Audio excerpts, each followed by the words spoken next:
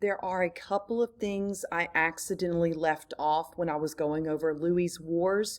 You'll see it when you are being very careful on the review in your highlighting, but in case you miss it, I want to go ahead and just give you this quick recording out loud so you'll hear me say it.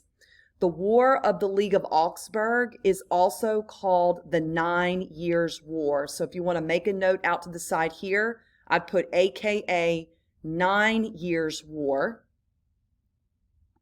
Something else I left out when we were finishing that particular war of the League of Augsburg, on your number 4, where we mentioned about how it ended with the status quo prior to the war, that nothing has changed, make a note somewhere out here that it's the Treaty of Ryswick. I'm going to spell that for you.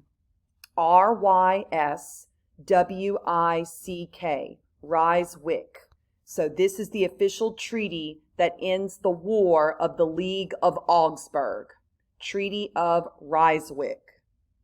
W-I-C-K is the ending.